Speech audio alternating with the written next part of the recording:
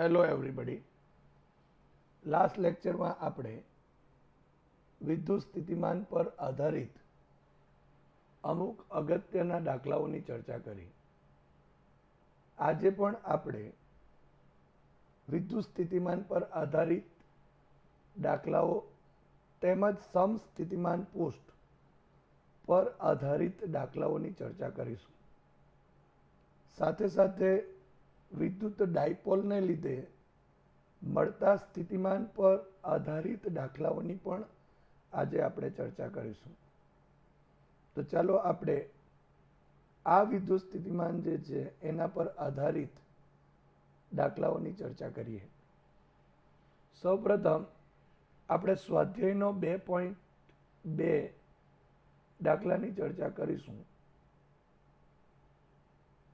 10 સેન્ટીમીટરની બાજુવાળા નિયમિત ષટકોણના દરેક શિરોબિંદુએ 5 માઇક્રોકુલમ વિદ્યુત ભાર છે. ષટકોણના કેન્દ્ર પર સ્થિતિમાન ગણો. એટલે અહીં આપણને એક નિયમિત ષટકોણ આપેલ છે અને આ ષટકોણની દરેક બાજુની જે લંબાઈ છે, આ જે બાજુ છે એ 10 સેન્ટીમીટર છે, એટલે કે 0.1 મીટરની છે. અહીં આ ષટકોણના દરેક બિંદુ એટલે કે આ બધા જ બિંદુ શિરોબિંદુઓ પર તમે જોઈ શકો છો ક્યુ ક્યુ ક્યુ ક્યુ ક્યુ અને ક્યુ વિદ્યુત ભાર છે. અહીં આ ષટકોણનું કેન્દ્ર O છે, તો આપણે અહીં O બિંદુ પાસે કેટલું સ્થિતિમાન છે તે શોધવાનું છે. તો સૌપ્રથમ આપણે અહીં આ દરેક શિરોબિંદુઓ જે છે એ દરેક શિરોબિંદુઓથી અહીં આ O સુધીનું અંતર શોધવું પડશે. ત્યારબાદ બિંદુવત વીજભારને લીધે ઉદ્ભવતા વિદ્યુત સ્થિતિમાનના સૂત્ર પરથી આપણે દરેક શિરોબિંદુઓ પરના વિદ્યુતભાર ક્યુને લીધે O પાસેનું સ્થિતિમાન શોધવું પડશે અને આ દરેક સ્થિતિમાનોનો જો આપણે સરવાળો કરીએ તો એ જે આપણને મળશે એ આ કેન્દ્ર O પાસેનું કુલ વિદ્યુત સ્થિતિમાન થશે. તમે અહીં જોઈ શકો છો કે આ નિયમિત ષટકોણ છે. માટે નિયમિત ષટકોણ હોવાથી અહીં આપણને 6 સમબાજુ ત્રિકોણો મળશે. આ રીતે એનો મતલબ કે કેન્દ્ર O પાસે અહીં 60 ડિગ્રી થયા. બીજી એક વાત કે આ 1 2 3 4 5 અને 6 સમબાજુ ત્રિકોણો હોવાથી આ દરેક ખૂણાઓ 60 ડિગ્રીના થશે અને એટલે અહીં જે બાજુ છે એ બાજુઓ પણ એક સરખી થશે. એટલે કે AB is equal to 0.1 metre છે, માટે AO બરાબર પણ 0.1 મીટર જ થશે અને BO બરાબર પણ 0.1 મીટર થશે. એ જ રીતે આ દરેક શિરોબિંદુઓ છે એ શિરોબિંદુઓથી આ કેન્દ્રનું અંતર એ 0.1 મીટર જેટલું થશે. માટે આપણે લખી શકીએ OA is equal to OB is equal to OC is equal to OD is equal to OE is equal to OF is equal to R is equal to 0.1 metre થશે. હવે આ દરેક શિરોબિંદુ ઉપરનો વિદ્યુતભાર Q is equal to 5 microcoulomb is equal to 5 into 10⁻⁻6 coulomb થશે. માટે ષટકોણના કેન્દ્ર O પાસે કુલ વિદ્યુત સ્થિતિમાન V ઇઝ ઇક્વલ ટુ, હવે આપણે જાણીએ છીએ કે કોઈ +Q વીજભારથી આટલા R જેટલા અંતરે આવેલા બિંદુ O પાસેનું સ્થિતિમાન કેટલું, તો KQ ડિવાઇડેડ બાય R જેટલું.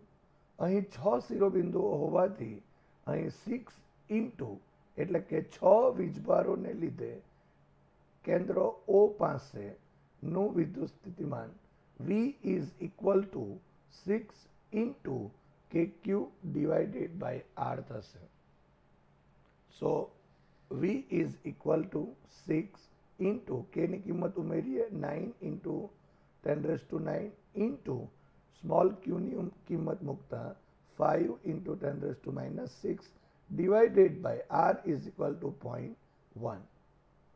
So V is equal to, અહીં 10⁹ છે 10⁻⁶, so 10⁻³ થશે અને અહીં 6 ઇન્ટુ 9 ઇન્ટુ 5 divided by 0.1 લેતા 2700 મળશે.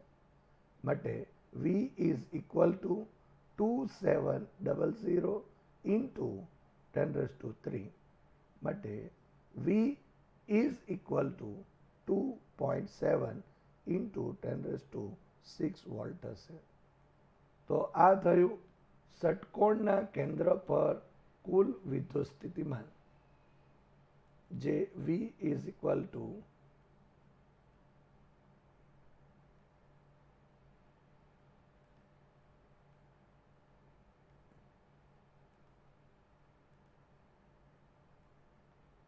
V is equal to 2.7 into 10⁻⁶ volt જેટલું થાય છે.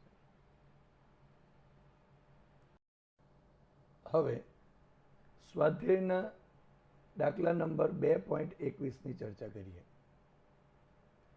બે વીજભારો -Q અને +Q અનુક્રમે 0, 0, -A અને 0, 0, A બિંદુઓએ રહેલા છે.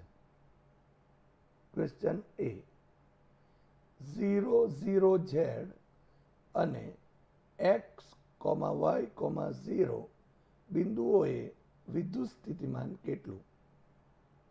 ક્વેશ્ચન B, સ્થિતિમાન ઉગમ બિંદુથી કોઈ બિંદુના અંતર R પર R/A ઇઝ ગ્રેટર 1 હોય ત્યારે કેવી રીતે આધારિત છે તે દર્શાવતું સૂત્ર મેળવો. અને ક્વેશ્ચન C, એક નાના પરીક્ષણ વીજભારને X અક્ષ પર 5, 0, 0 બિંદુથી -7, 0, 0 બિંદુ સુધી લઈ જવામાં કેટલું કાર્ય થશે? જો પરીક્ષણ વીજભારનો માર્ગ તે જ બે બિંદુઓ વચ્ચે X અક્ષ પર ન હોય તો જવાબમાં ફેર પડે. તો આપેલ જે આ 3 ક્વેશ્ચન્સ છે એની વારાફરતી આપણે ચર્ચા કરીએ, પરંતુ દાખલામાં આપેલી માહિતી વિશે થોડી જાણકારી મેળવી દઈએ કે આપણે શું મેળવવાનું છે. અહીં સૌપ્રથમ આકૃતિ વિશે ચર્ચા કરીશું. તમે જોઈ શકો છો કે અહીં એક -Q અને +Q વીજભાર આપેલ છે અને આ બંને વીજભારો યામાક્ષોના X, Y અને Z યામાક્ષોના બિંદુઓ પર મૂકેલ છે. હવે આ જે -Q અને +Q છે એ બંને ડાયપોલની જેમ અહીં પરિમિત અંતરે હોવાથી બંનેના મૂલ્યો સરખા અને વિજાતીય અને પરિમિત અંતરે હોવાથી આ બનતું જે તંત્ર એ ડાયપોલનું તંત્ર થશે. અહીં માઇનસ ક્યુ વીજભારને 0 0 માઇનસ એ બિંદુ પાસે એટલે કે આટલે મૂકેલ છે. એટલે ઓ થી એ સુધીનું અંતર આટલે થયું. માટે આના યામ એ 0 0 માઇનસ એ થશે. એ જ રીતે પ્લસ ક્યુ ના યામ એ 0 0 એ થશે. કારણ કે અહીં ઉગમ બિંદુથી આ પ્લસ ક્યુનું અંતર પણ એ જેટલું જ છે. અહીં આપણને એક નાની ડાયપોલ આપેલ છે. હવે આપણે ક્વેશ્ચન એમાં 0 0 ઝેડ અને XY,0 બિંદુઓએ વિદ્યુત સ્થિતિમાન શોધવાનું છે. એટલે કે આપણે 0 0 ઝેડ ઇટ મીન્સ અહીં ઝેડ અક્ષ પર ધારો કે આ પી બિંદુ પાસે વિદ્યુત સ્થિતિમાન શોધવાનું છે કે જેના યામ 0 0 ઝેડ કહેવાશે. કારણ કે આના ઝેડ અક્ષ પર હોવાથી એક્સ અને વાય યામ 0 થશે. એ જ રીતે આપણને જો અહીં 0 0 માઇનસ ઝેડ આપેલું હોય તો આ જે પી બિંદુ છે તે આ તરફ અહીં હોઈ શકે. અને બીજું જે બિંદુ આપેલ છે એક્સ વાય અને 0 ઇટ મીન્સ કે XY સમતલમાં આપેલું બિંદુ છે. તો આ બે બિંદુ પાસે વિદ્યુત સ્થિતિમાન કેટલું છે એની આપણે ચર્ચા કરીએ. સૌપ્રથમ આપણે 0 0 ઝેડ પાસે વિદ્યુત સ્થિતિમાન કેટલું છે એની ચર્ચા કરીએ. તમે આકૃતિમાં જોઈ શકો છો કે પ્લસ ક્યુ થી ઉગમ બિંદુ વચ્ચેનું અંતર એ છે. ઉગમ બિંદુથી માઇનસ ક્યુ સુધીનું અંતર એ પણ એ છે. માટે આ પ્લસ ક્યુ અને માઇનસ ક્યુ વચ્ચેનું અંતર ટ્વાઇસ એ થાય છે. અહીં આ ડાયપોલ હોવાથી અહીં ડાયપોલ મોમેન્ટની દિશા એ ઋણ વીજભારથી ધન વીજભાર તરફની હશે. બીજી એક વાત કે બિંદુ પી અહીં 0 0 ઝેડ છે. એટલે કે ઉગમ બિંદુથી આ પી બિંદુ સુધીનું અંતર એ ઝેડ કહેવાશે. માટે આ બિંદુ પી છે એનું આ પ્લસ ક્યુથી અંતર એટલે આ ઝેડમાંથી આપણે એ બાદ કરવો પડશે. માટે એને આપણે R1 જો કહીએ તો R1 is equal to Z minus A થશે.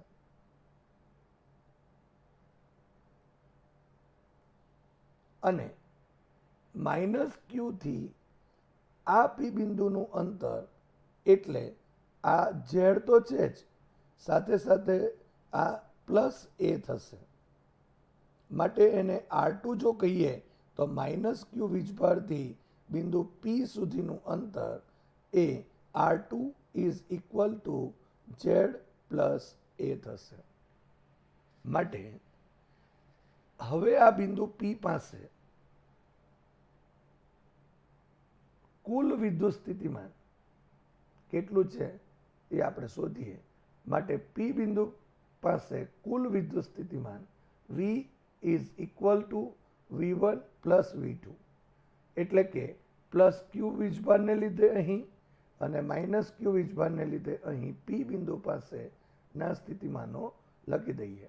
So V is equal to KQ divided by R1 minus KQ divided by R2. માટે V is equal to KQ કૌંસમાં અહીં KQ ને કોમન લઈએ તો 1/R1 માઇનસ 1/R2 થશે. હવે R1 અને R2 ની કિંમત અહીં ઉમેરતા V is equal to KQ કૌંસમાં 1/Z minus A minus 1/Z plus A કૌંસ પૂરો આટલું થશે. માટે V is equal to KQ કૌંસમાં લસાવો જો લઈએ તો ઝેડ માઇનસ એ ઇન્ટુ ઝેડ પ્લસ એ નીચે છેદમાં થશે, માટે ઉપર ઝેડ પ્લસ એ માઇનસ કૌંસમાં ઝેડ માઇનસ એ. અહીં કૌંસ જો છોડી દઈએ તો v is equal to K Q કૌંસમાં Z plus A minus Z, અહીં માઇનસ માઇનસ પ્લસ થશે plus A divided by Z square minus A square. So v is equal to K Q, અહીં ઝેડ અને Z cancel out થશે, માટે twice A divided by Z square minus A square. So v is equal to K Q twice A divided by Z square minus A square. અહીં આપણે ડાયપોલની dipole moment વિશે આગળ ચર્ચા કરી જ છે કે વિદ્યુત dipole moment P is equal to Q into twice A થાય, માટે અહીં આ ક્યુ ઇન્ટુ ટ્વાઇસ એને બદલે અહીં આપણે ડાયપોલ મોમેન્ટ P લેતા, માટે V is equal to K P divided by Z square minus A square. અહીં આ જે સમીકરણ છે એ સમીકરણને આપણે 1 લખી દઈએ. હવે આ કે છે એની કિંમત ઉમેરતા v is equal to 1/4 pi epsilon 0 into p divided by Z square minus A square. તો આ થયું p 0,0z બિંદુ પાસેનું કુલ વિદ્યુત સ્થિતિમાન. હવે બિંદુ x, y, 0 એટલે કે આ xy જે સમતલ છે, આ xy સમતલ પરના કોઈ પણ બિંદુ પાસે વિદ્યુત સ્થિતિમાન કેટલું છે એ પણ આપણે શોધીએ.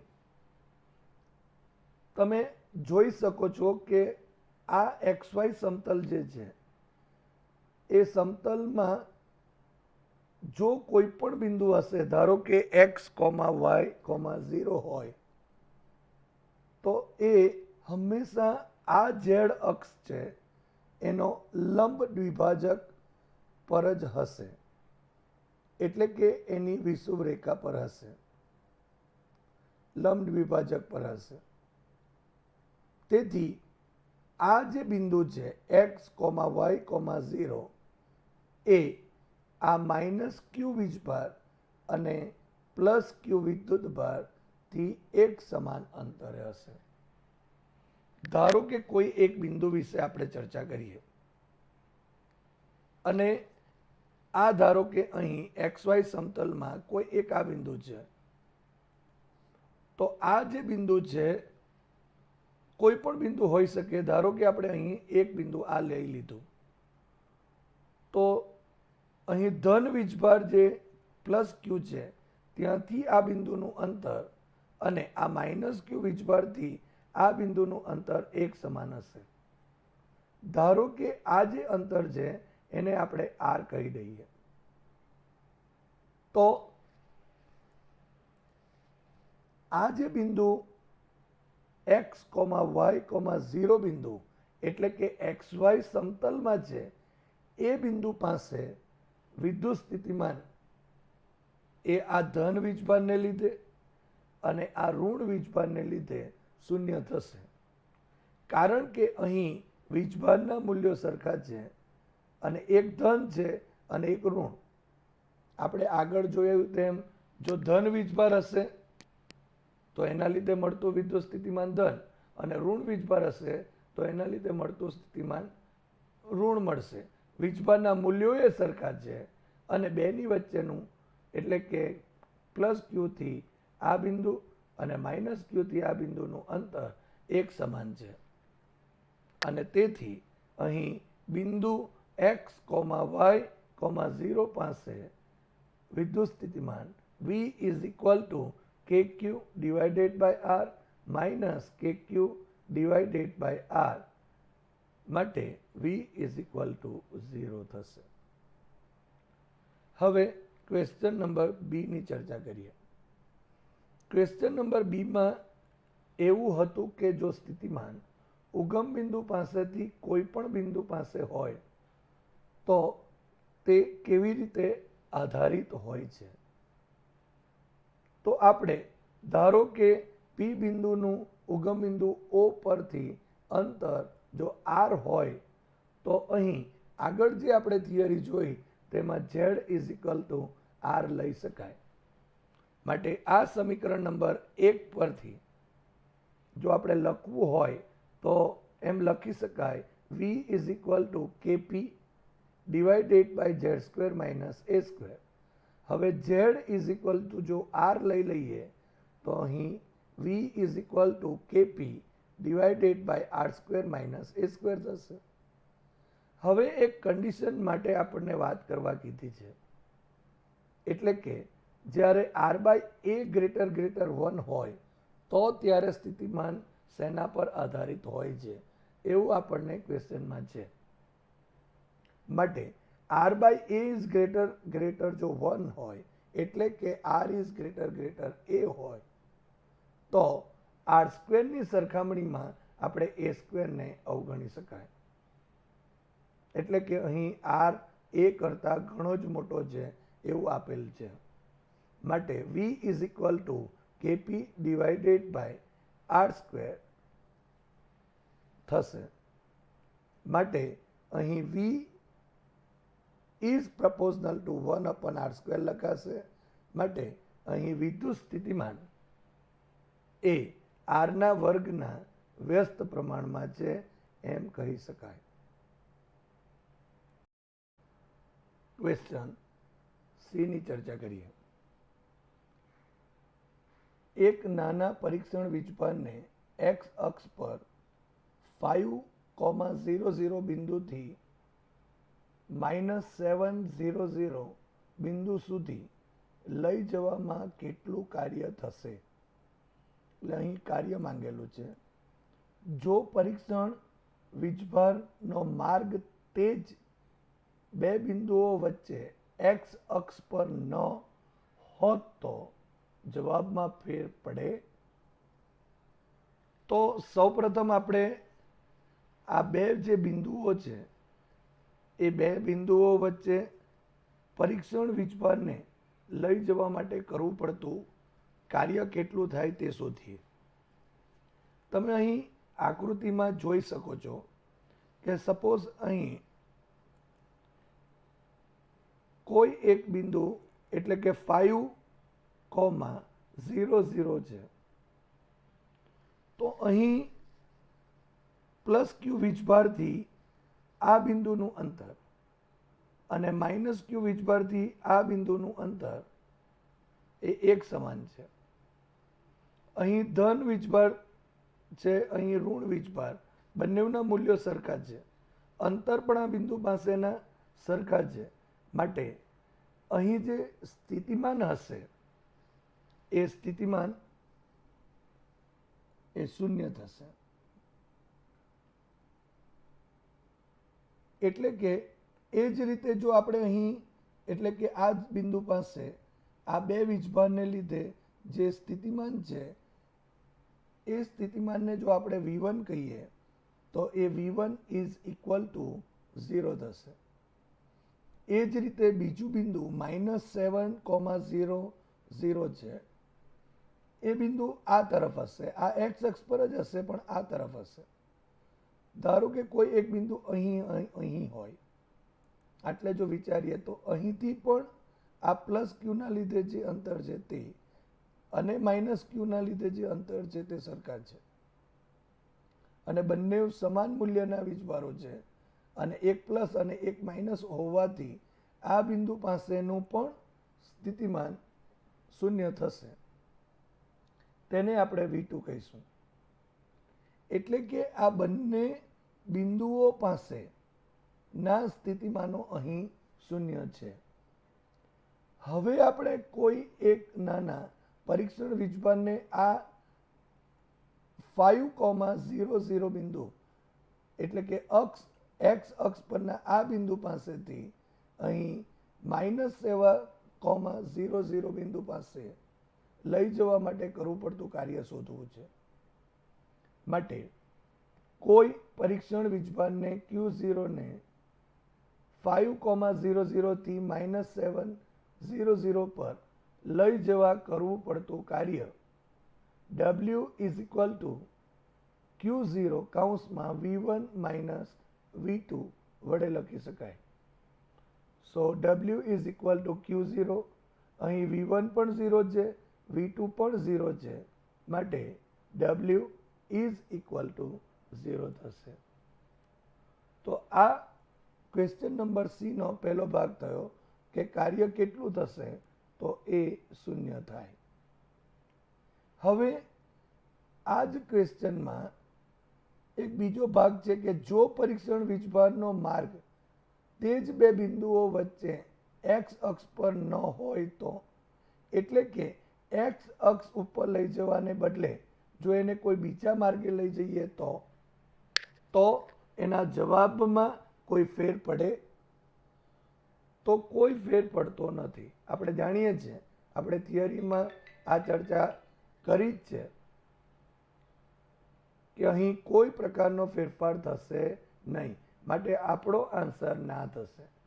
કારણ કે વિદ્યુત ક્ષેત્ર સંરક્ષિત છે અને તેથી એક બિંદુ પરથી બીજા બિંદુ પર વિદ્યુત ક્ષેત્રમાં કોઈ વીજભારને લઈ જતા થતું કાર્ય તેની ગતિના માર્ગ ઉપર આધારિત નથી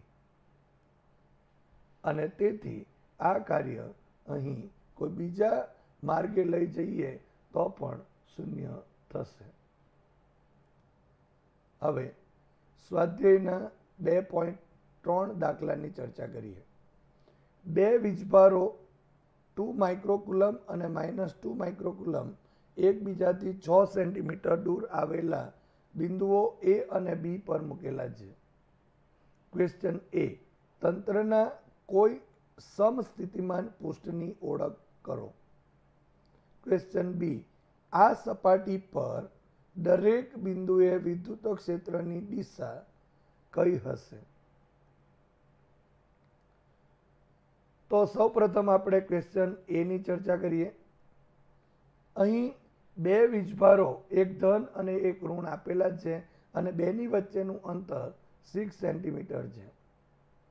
તમે અહીં આકૃતિમાં જોઈ શકો છો કે બિંદુ એ પાસે ધારો કે Q1 ઇઝ ઇક્વલ ટુ +2 માઇક્રોકુલમ વિદ્યુતભાર છે અને બિંદુ બી પાસે ધારો કે Q2 ઇઝ ઇક્વલ ટુ -2 માઇક્રોકુલમ વિદ્યુતભાર છે.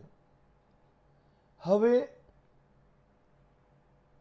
આ જે એ અને બી બિંદુ છે એની વચ્ચે કોઈ એક મધ્ય બિંદુ આપણે અહીં સી લઈ લઈએ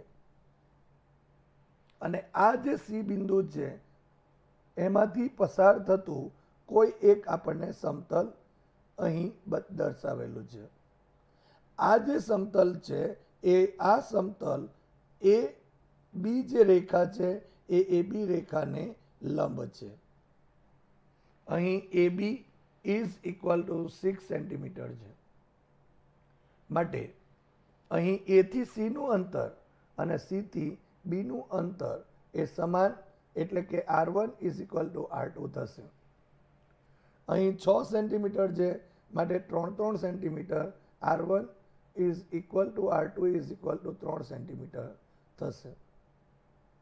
હવે સૌપ્રથમ આપણે આજે આપણા પાસે જે પૃષ્ઠ પરનું બિંદુ સી છે એ સી પાસેનું સ્થિતિમાન કેટલું છે તે શોધીએ.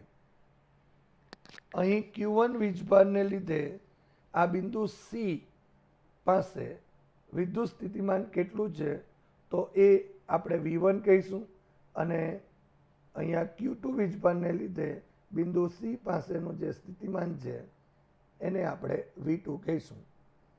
માટે આ સમતલ પરના સી બિંદુ પાસે વિદ્યુત સ્થિતિમાન V is equal two V1 plus V2 થશે.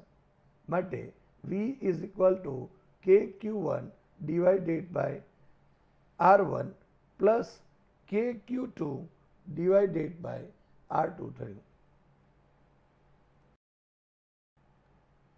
માટે V is equal to K, Q1 ની કિંમત મૂકીએ તો 2 into 10 raised to minus 6 divided by અહીં 3 સેન્ટીમીટર એટલે કે 0.03 મીટર જેટલું થશે, માઇનસ અહીં આ ઋણ વીજભાર છે અને તેથી minus K into 2 into 10 raised to minus 6 divided by 0.03. આ બંને કિંમતો સમાન છે અને તેથી અહીં V is equal to 0 મળે છે. એનો અર્થ એવો થયો કે આ પ્લસ Q વીજભાર અને અહીં માઇનસ Q વીજભારના લીધે કુલ C બિંદુ પાસેનું સ્થિતિમાન એ શૂન્ય થાય છે. એનો અર્થ એવો થયો કે આ C બિંદુમાંથી પસાર થતું જે આ સમતલ છે એ સમતલ એક સમસ્થિતિમાન પૃષ્ઠ છે અને તેના દરેક બિંદુ પાસે અહીં વિદ્યુત સ્થિતિમાન એક સરખું અને શૂન્ય છે. આપણે સમસ્થિતિમાન પૃષ્ઠની ચર્ચાઓ થિયરીમાં કરી ત્યારે આપણે એમ કીધું હતું કે વિદ્યુત ક્ષેત્રમાં એક સરખું વિદ્યુત સ્થિતિમાન ધરાવતા બિંદુઓમાંથી પસાર થતું જે કાલ્પનિક પૃષ્ઠ એને આપણે સમસ્થિતિમાન પૃષ્ઠ કહી શકાય. અહીં તમે જોઈ શકો છો કે બિંદુ A અને B જે છે એના લીધે અહીંનું સ્થિતિમાન શૂન્ય છે. જો ધારો કે કોઈ એક બિંદુ અહીં લઈ લઈએ તો પણ A થી આ બિંદુનું અંતર અને આ બિંદુથી આ બી બિંદુ સુધીનું અંતર એક સમાન થશે. અહીં વીજભાર સરખો છે, એક ધન છે અને એક ઋણ છે, માટે ફરી આપણે એમ કહી શકાય કે V is equal to 0 થશે. એ જ રીતે કોઈ નીચેના બિંદુ માટે પણ આપણે કહી શકાય A થી આ બિંદુનું અંતર અને B થી આ બિંદુનું અંતર સમાન છે અને સમાન વીજભારો હોવાથી અહીં જે V1 અને V2 ના મૂલ્યો સરખા એક ધન અને એક ઋણ થશે અને તેથી પરિણામી વિદ્યુત સ્થિતિમાન શૂન્ય થશે.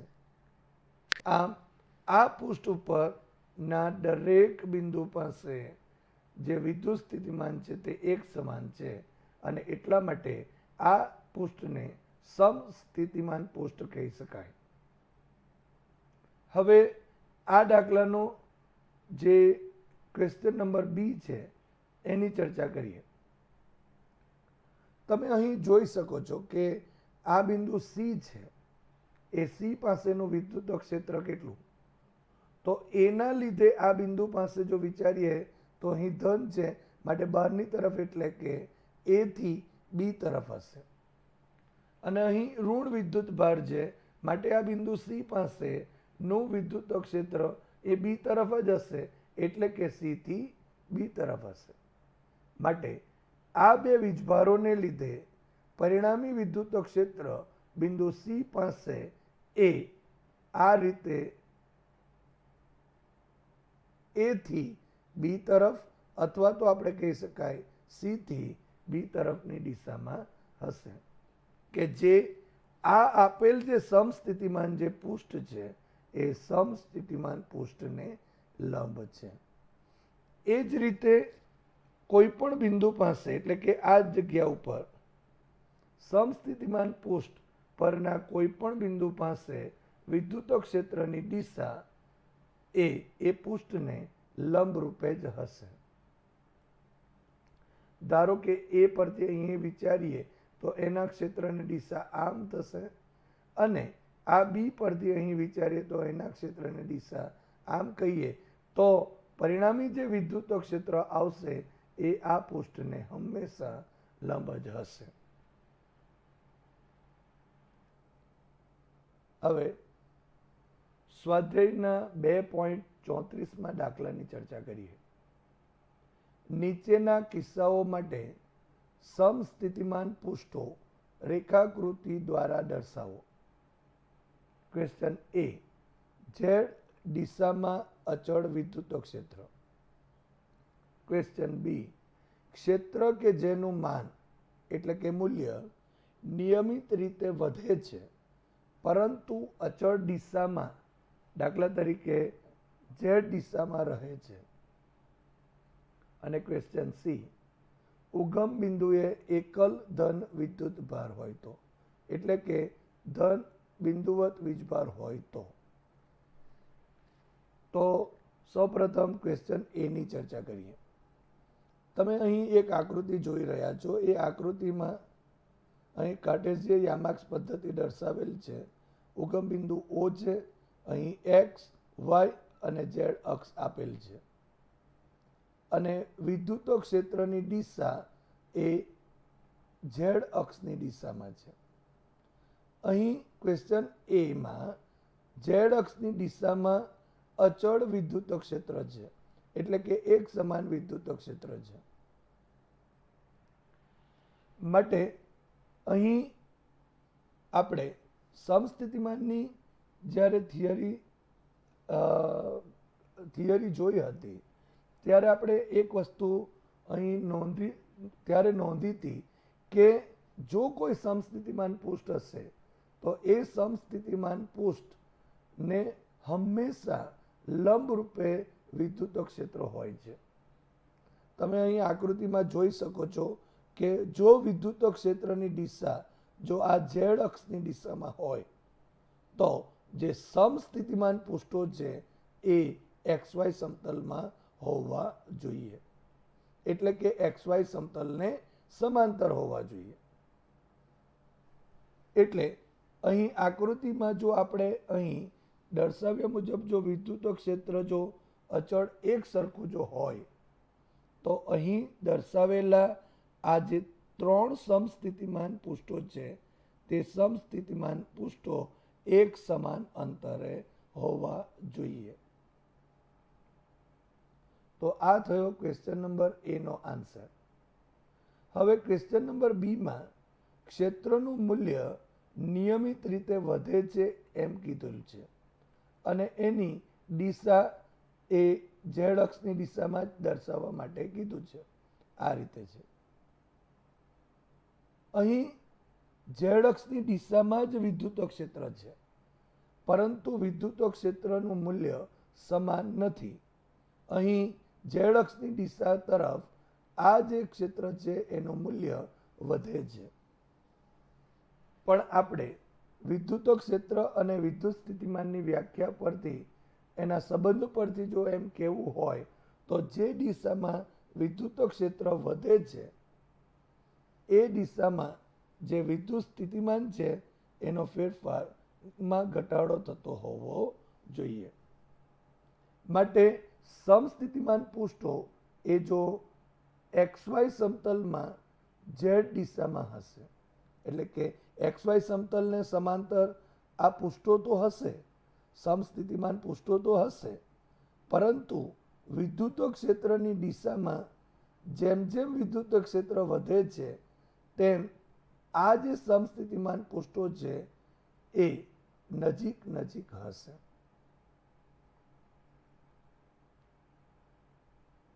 અને ક્વેશ્ચન નંબર સી કે ઉગમ બિંદુએ એકલ ધન વીજભાર હોય તો. હવે આપણે જાણીએ છીએ કે જો ધારો કે કોઈ એક બિંદુવત વીજભાર +Q હોય તો એ ધન વીજભારને લીધે ઉદ્ભવતી જે ક્ષેત્ર રેખાઓ છે તે બધી જ દિશામાં બહારની તરફ હોય છે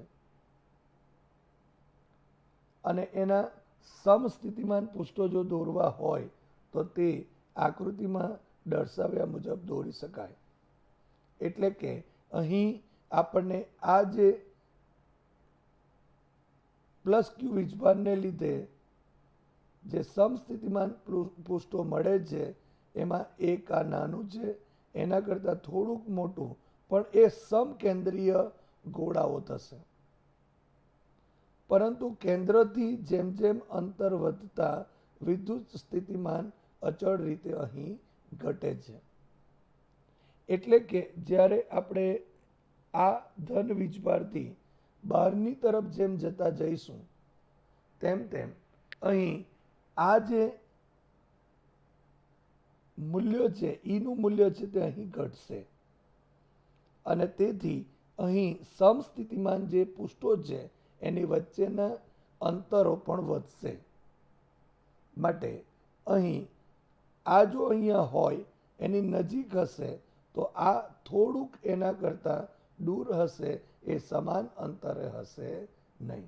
અને હજુ પણ જો આગળ જઈએ તો આ જે અંતર છે એ સમસ્થિતિમાન પૃષ્ઠોના અંતરમાં વધારો થશે.